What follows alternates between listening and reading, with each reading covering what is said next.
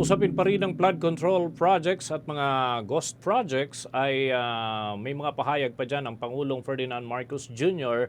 dahil pananagutin umanong mga nasa likod ng naturang mga katiwalian. Alamin natin ang ulat ni Bombo Anali Soberano.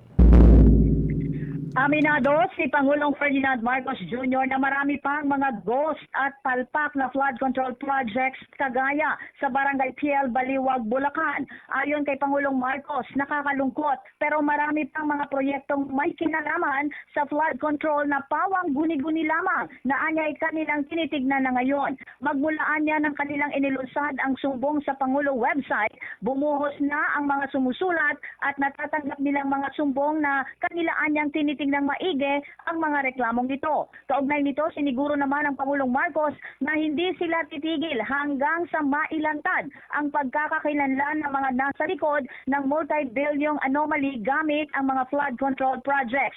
Anya, kakasuhan ang mga sangkot na mga kontraktor at ang iba pang mga nasa likod sa malawakang anomalya. Una na ang hinarang ni Pangulong Marcos ang pag-release sa nasa 60 to 80 billion pesos na pondo sa ilalim ng 2025 national budget na ayon sa Malacanang, ito ay mga infrastructure projects ng Department of Public Works and Highways na in-insert o isiningit ng Kongreso.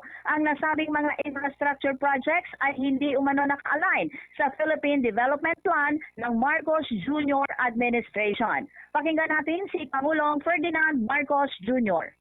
Namin lahat ng mga sinusumbong sa amin, and we will not stop. We will keep going until ma-identify na mabuti at makasuhan na mabuti lahat itong mga kontraktor at kung sino man ang mga nakakuha ng kontrata. Sinabi din ng punong ehekutibo na mayroon ng legal team na siyang tututok sa legal na hakbangin na gagawin laban sa mga personalidad na dawit sa irregularidad na may kinalaman sa flood control projects anomaly. Pagsisiguro ng Pangulo, hahabulin at kakasuhan nila ang mga nasa likod ng malawakang anomalya na kung saan dawit ang ilang mga contractors, mga taga-Department of Public Works and Highways at ang mga sinasabing mga proponents. Depende, sabi ng Pangulo, kung aabot sa itong magiging buong bansa ang gagawing paghahain ng kaso at ito anya ang aatupagin ng kanilang legal team. Sa ngayon, tuloy-tuloy lang ang pagsusuri nila sa records ng Department of Public Works and Highways at sa lahat ng malalaking contractors at mula doon ay malalaman kung tumutugma ang report sa mga sinusumbong sa Sumbong sa Pangulo website. Muli si Pangulong Ferdinand Marcos Jr.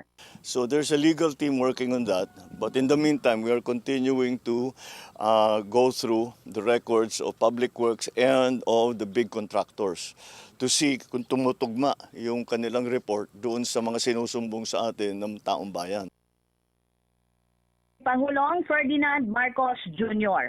Mula sa Malacanang, Bombo Anali Montaño Soberano nag-uulat. And this is Bombo Radio Philippines, the #1 and most trusted source of news and information. Basta Radio, Bombo! For the most trusted source of news and information, visit our website at www.bomboradio.com. Follow us on Bombo Radio mobile app, Facebook, YouTube, TikTok, and X, formerly Twitter.